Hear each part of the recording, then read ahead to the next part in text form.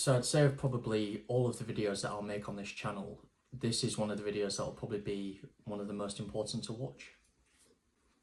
And that's ultimately how you go about engaging investors. More specifically, how you communicate with investors. So one of the popular sayings that you'll probably hear most people talk about, not only in property, but to be honest, in most business ventures, is your net worth equals your net worth.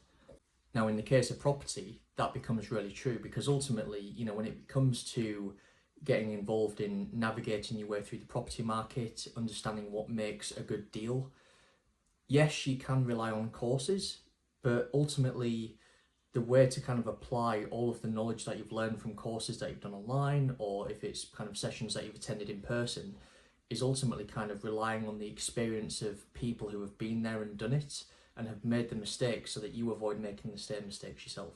So a perfect example in my local village, basically a pub that's gone up on sale recently. It's completely vacant, but it mentioned on the sign that it has the potential to be converted into housing. Now, off of the back of that, I engaged with my network on Facebook just to ask the question to more experienced property investors if they've had the experience of converting a commercial property into housing, but specifically within the context of a pub, and just to gain feedback on if there's any risk there or if there was any experiences where it incurred costs to the point where it kind of impacted the return on investment for that property. Now, the feedback I got from my network, specifically from Lucy, was basically that they had engaged in that type of property before. There's actually a lot of hidden costs involved when it comes to uplifting all of the flooring, redoing all of the walls, making sure it's compliant to housing conditions.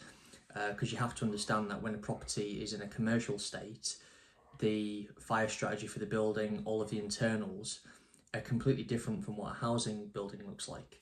So there's a hidden cost that you have to take into account when engaging with that type of property. Now, I didn't intend to go into that example in too much detail, but it's just to give you a bit of a feel as to why having a network is so important within property, because it helps you avoid certain types of property that are potentially high risk that otherwise you may not know if you've not had the experience of being in the game for long enough. So in terms of engaging investors, I will cover off in a separate video how you go about sourcing investors, but for the purposes of today's video, what I really want to cover off is how do you engage and communicate with investors in person so that you can win their trust. So I think the most important rule, and this applies to not only business, but I think just generally in life, is just to be yourself. So I've been to quite a lot of property events, and a lot of the time you can always tell who the inexperienced property investors are because they basically try too hard. These are the people who will rock up in a full three-piece suit when everyone else is dressed quite casually, and it just becomes obvious straight away that they're not being who they are, and so it's hard for the investor to trust them because they can't get a feel for who the person is. A perfect example, if I go to a property event, I typically have kind of a half zip. As you can see here, I've got a relatively smart leather jacket on with a Porsche logo on because I'm massively into racing, I'm massively into my car, so it's a perfect conversational piece. So when it comes to having that initial discussion and having the initial icebreaker, when I talk about something I genuinely have an interest in and I genuinely have a passion about, that becomes clear to the investor and it shows that I'm being genuine because I'm being myself. I'm talking about a topic that I'm clearly passionate about. So that's a point to consider when it comes to engaging investors, is actually really think carefully about what you have a passionate about that can almost become the icebreaker to engaging with the investor in the first place. I guess back to the point on general appearance, obviously look presentable, but don't go over the top where you're wearing a three-piece suit and it's hard for the investor to get a feel as to who you are as a person. The other key point, and believe it or not, it is a mistake a lot of people do make, do not ask the investor how much money they have available to invest. That's not the point. The investor is there for a reason. They have the capital to invest. They want to look for an investor they can trust. That's the most important part of attending any property events where you're engaging investors. So do not ask the investor how much money they have to invest.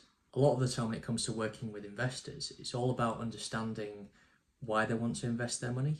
And a lot of the time it's to do with making their money work for them. Ultimately, as we all know, yes, you can put money into your bank account and save that money, but your return on investment from doing that is very limited and it takes a long time to incur interest. I think the main point to remember in all of this is that engaging with investors, it's a skill. It's something that you curate and you develop with time. Now, when you initially engage with investors, you're going to be nervous. It's inevitable. We all are. When I first started engaging investors, I was nervous. It's a completely normal process to go through. I would say my key bits of advice to kind of summarize all of this is ultimately be genuine in how you present yourself. Try and pick a topic that you have a passion for that can kind of break the ice. And the most important part is don't focus on the money. Try and focus on understanding what the investor wants. Why are they there at the property events? What is it they want to achieve? What properties do they want to look into? Try and develop an understanding as to what your investor potentially wants. When it comes to attending property events as well, also bear in mind that you don't have a massive amount of time. So try and keep the conversations relatively efficient. And that's mainly so that you're giving yourself the opportunity to meet as many different people as you can and ultimately develop a pipeline of as many different types of investors that you can so that you're not limiting yourself.